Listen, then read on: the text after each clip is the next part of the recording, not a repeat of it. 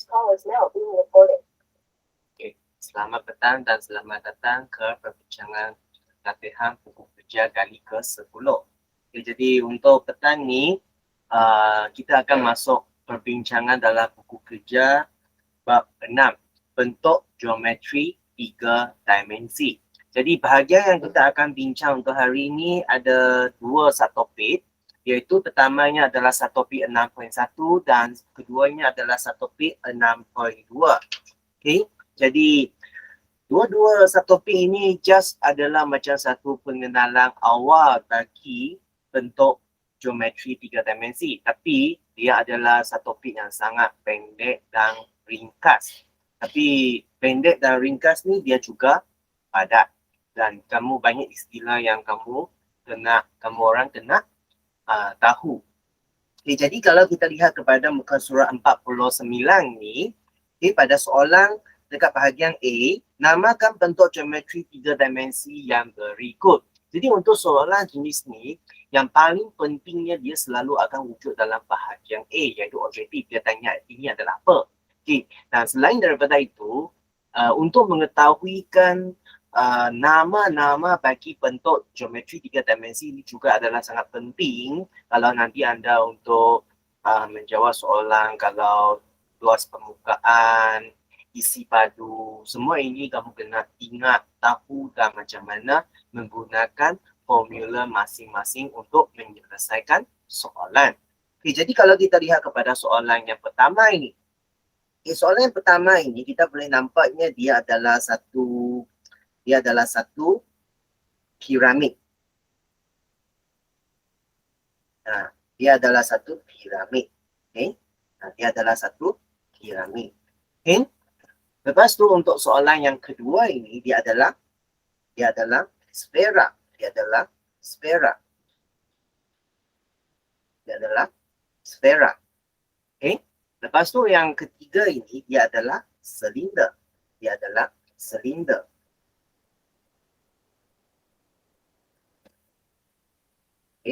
Dia adalah silinder. Yang keempat ini adalah apa? Dia adalah prisma.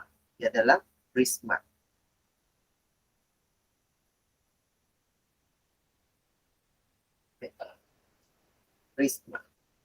Okay, kalau dalam bahasa English dia adalah prism lah. Okay. Okay, lepas tu untuk yang kelima ini dia adalah cone. Okay. Sangat mudah sekali. Yang pentingnya adalah kamu semua kena tahu tentang nama-nama bagi bentuk geometri 3 dimensi yang berikutlah. Okay. Okay, jadi jika rasanya tidak ada jadi masalah, okay, jadi kita terus pergi kepada soalan bahagian B. Okay, soalan dekat bahagian B ini, dia adalah minta kita buat apa? Minta kita tandakan tik pada bentuk dimensi yang betul. Okay, tik pada bentuk dimensi yang betul. Okay,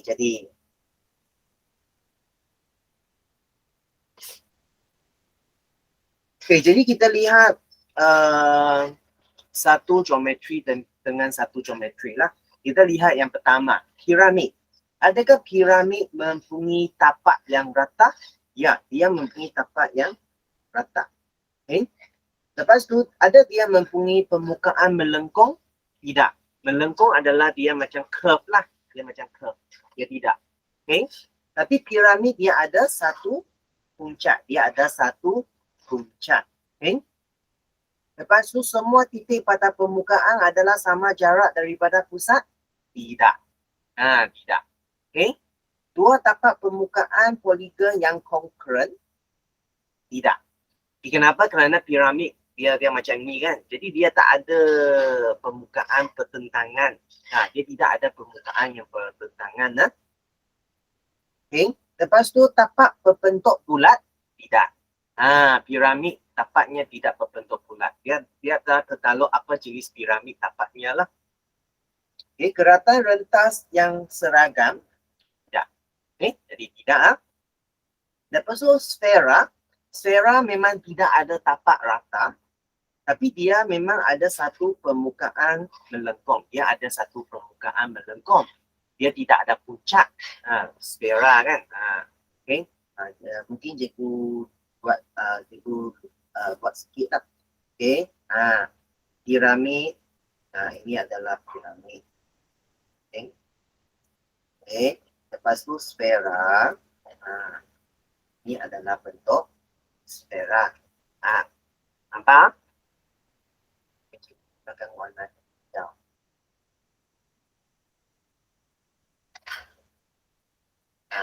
Okay, ini adalah sfera. Okay.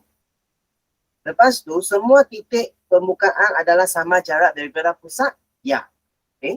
Bagi sfera ya. Kenapa? Kerana kamu kalau semua permukaan itu daripada titik tengah itu dia adalah sama. Jadi dia itulah sfera. Hanya sfera saja yang ada. Semua titik pada permukaan adalah sama jarak daripada pusatnya. Jadi dia tak mungkin ada tapak berbentuk poligon lah. Kenapa? Kerana sfera kan bulat, melengkung. Okay? Poligonnya adalah apa? Poligonnya sekurang-kurangnya dia kena dia kena ada 3 sisi. Tapi sfera adalah bulat, jadi dia tak mungkin ada sisi. Dan dia juga tidak mempunyai tapak yang bulatan. Kenapa? Kerana sfera dia memang seluruh dia adalah macam dia melengkung. Jadi dia tidak ada tapak. Okay. Ruas keratang rentas yang sama, yang seragam, tidak. Okay. Okay, lepas tu silinder. Apa itu silinder? Silinder macam inilah silinder. Okay. Jadi untuk silinder dia ada tapak yang rata? Ya. Tengok atas dengan bawahnya tapak yang rata. Okay. Lepas tu satu permukaan melengkung? Ya. Okay. Yang tepinya tu dia adalah satu permukaan yang lengkung. Okay. Lepas tu dia ada puncak? Tidak. Dia tidak ada puncak. Lepas tu semua titik pada permukaan adalah sama? Tidaklah. Kerana ini hanya khas untuk sfera saja. Okay. Lepas tu dia ada 2 tapak berbentuk poligon yang kongruent? Tidak. Bulatan bukan poligon. Bulatan bukan poligon. Jadi dia tapak berbentuk bulatan? Ya. Tapaknya memang berbentuk bulatan. Keratan rentas yang seragam? Ya. Dia ada keratan rentas yang seragam. Okay. Lepas tu prisma. Adakah prisma itu ada tapak yang rata? Ya. Prisma, tengok di sini. Sebenarnya ini memang adalah salah sejenis prisma. Ini memang adalah salah sejenis prisma. Okay? Okay? Walaupun adalah kuboid, kubik, semua ini adalah sejenis prisma. Okay? Dia tidak mempunyai permukaan yang melengkung, dia tidak mempunyai puncak, dia tidak semua titik pada permukaan, tidak. 2 tapak poligon, ya, dia ada 2 tapak, memang ada. Dia lebih daripada 2 tapak, tapi dia sekurang-kurangnya 2 tapak lah. Okay? Tapak berbentuk bulatan? Tidak. Keratan rentas yang seragam? Ya. Dia ada keratan rentas yang seragam. Okay? Lepas tu kon. Okay, kon. Okay, ini adalah kon. Okay? Jadi, kon ada tapak yang rata? Ya. Dia ada permukaan yang melengkung? Ya. Yang atas tu permukaan yang lengkung. Okay? Dia ada puncak? Ya. Okay? Semua titik pada permukaan? Tidak. Dia 2 tapak? Tidak. Dia tidak ada 2 tapak. Okay? Tapak berbentuk bulatan? Ya. Keratan rentas yang seragam? Tidak. Jadi inilah merupakan jawapan bagi muka surat yang inilah. Okey? Ada masalah? Kalau kamu tak sempat, kamu boleh screenshot lah. Okay, Tiada. Okey, thank you respondenly. Okey, jadi kalau tidak ada masalah, kita pergi kepada yang seterusnya. Hari ini kalau ada masalah, kamu juga boleh tanya. Okey, kita lihat kepada bentangan bentuk 3 dimensi. Jadi, untuk yang bentangan ni, dia nak kita buat apa? Namakan bentuk 3 dimensi yang dapat dibentuk oleh bentangan yang berikut. Okay, jadi, yang soalan satu ini, dia adalah silinder. Dia adalah silinder. Dia adalah silinder. Okay. Lepas tu, yang kedua ini dia adalah prisma. Tapi di sini kita namanya lebih lengkap, prisma segitiga.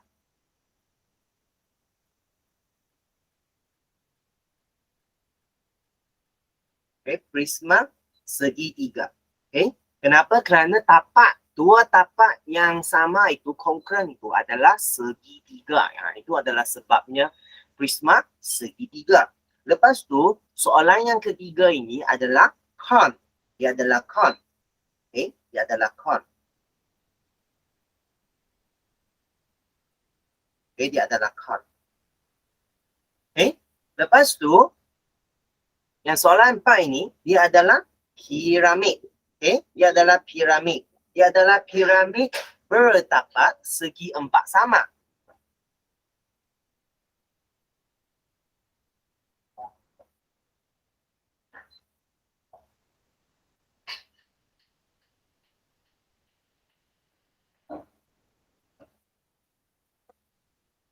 Okay? Piramid bertapak segi 4 sama. Kenapa? Kalau kamu lihat dekat sini kan, segi 4 dekat tapak ini, dia adalah sama sisi. Dia adalah segi 4 sama. Dia adalah segi 4 sama. Jadi, piramid bertapak segi 4 sama. Okay? Sebenarnya dalam peperiksaan biasanya soalan ini akan wujud dalam bahagian A. Jadi, cikgu rasanya dia tidak akan jadi masalah untuk kamu kenal pasti kerana soalan bahagian A memang dia ada pilihan. Okay, jadi yang paling pentingnya adalah kalau soalan dalam macam soalan 4 ni kan, dia bagi kamu pilihan yang ada piramid dengan pilihan yang ada piramid bertapak segi 4 sama. Memang jawapannya adalah piramid bertapak segi 4 sama kerana dia paling tepat. Kalau dia tidak ada pilihan piramid bertapak segi 4 sama, kalau dia ada piramid, piramid lah yang jawapannya. Jadi, ingat dalam matematik, selalunya kita akan pergi kepada jawapan yang paling tepat. Okey? Kita pergi kepada yang seterusnya. Yang soalan 5 ini. Soalan 5 ini, dia juga adalah sejenis prisma. Dia juga adalah sejenis prisma. Okay. Dia juga adalah sejenis prisma. Prisma apa? Dia adalah prisma heksagon. Kenapa prisma heksagon? Kalau kamu kira lah, dia ada 6 sisi. Kalau dia ada 7 sisi, heptagon. Kamu kena ingat istilah-istilahnya. Okay, lepas tu untuk soalan 6. Soalan 6 ini juga adalah cone. Dia juga adalah cone. Cone paling senang lah. Cone paling senang. Tak perlu fikirkan dia tapak apa. Dia memang bulat saja. Cone memang tapaknya bulat saja. Tak ada tapak lain. Lepas tu, untuk soalan 7. Kalau kita nampak dia juga adalah satu piramid. Kalau kamu lihat dengan betul-betul, tapaknya juga segi 4 sama. Jadi,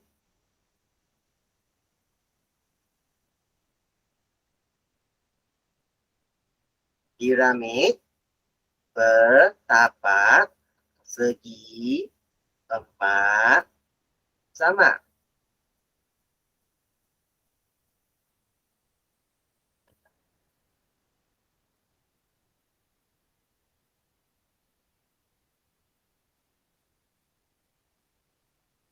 Okay. Segitiga bertapak segi 4 sama. Okay. Segitiga bertapak segi 4 sama. Lepas tu soalan yang ke-8 adalah silinder. Okay, silinder. Okay, senang kan? Just menamakan masih lagi bahagian yang senang. Itulah cikgu katanya dia masih senang lah. Okey.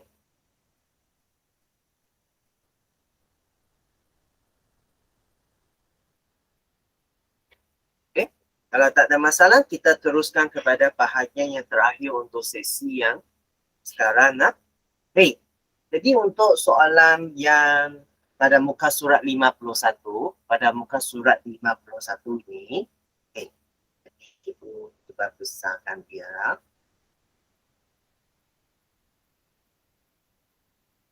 Okay.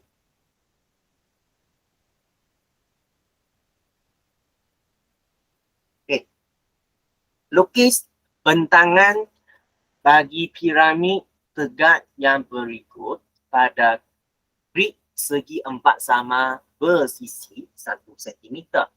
Jadi dekat sini kita kena lukis bentangan dia. Jadi bentangannya cikgu sudah pernah beritahu kamu semua. Bentangan dia boleh dalam banyak jenis. Kalau macam segi 4, piramid yang bertapak segi 4 sama ini, kalau kamu lihat dekat depan, soalan 7 adalah salah satu contoh. Dan soalan 4 juga adalah salah satu contoh. Okay, jadi dekat sini biasanya kita tak perlu menyusahkan diri lah. Okay, kamu cuba cari satu bentangan yang paling mudah sekali. Okay, kalau cikgu kan, cikgu akan cuba. Okay, cikgu akan cuba. Okay. Cuba. Okay. Gunakan. Okay. Jadi mula-mula kita akan cuba buat apa dulu? Kita akan cuba buat tapak dulu.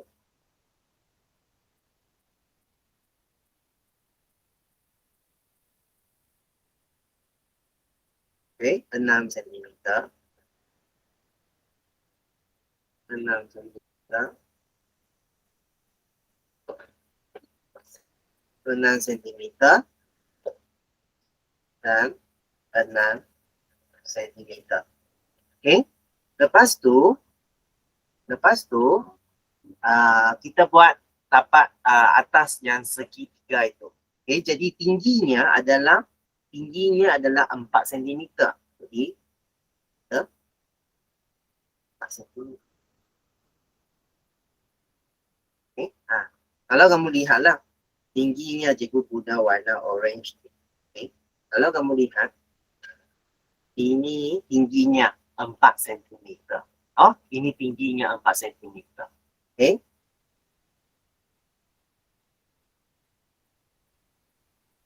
Okay, sama. Guna pembaris, guna pembaris.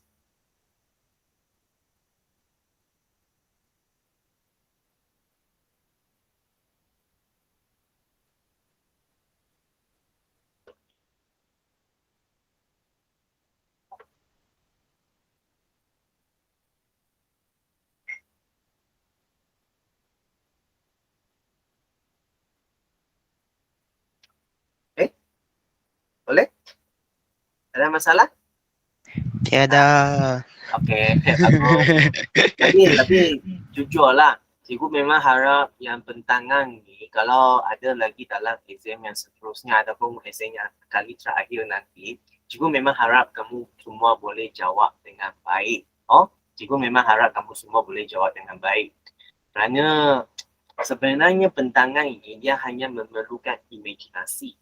Okay. Kenapa? Kerana bentangan ini dia sangat penting untuk apa? Dia sangat penting bila kamu menjawab luas permukaan bentuk 3 dimensi. Kerana kalau masa itu kamu kena dapat bayangkan dia ada berapa permukaan. Jadi bentangan ini merupakan satu tapak.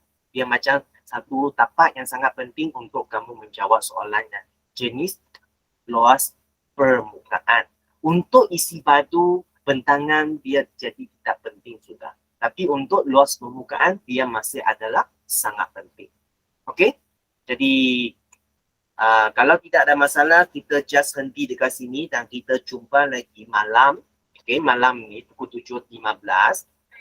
Dalam malam ni kita akan bincang soalan daripada muka surat 52 sampai 55. Okay, jadi dia agak banyak sikit dan kalau tidak ada masalah, kita bersurai sekarang. Okay, dan kita jumpa nanti. Cikgu, Ya, boleh tak kamu besok bawa kertas Alexander punya? boleh. Cikgu ingat. Waktu rehat saya pergi kantin cari kamu. Boleh. Okay, cikgu. Okay, jadi kita jumpa lagi petang nanti pukul 7 lagi. Okay? Okay, bye-bye, cikgu. Okay, bye-bye. Calorini, bye-bye. Okay, sama Mama, bye-bye.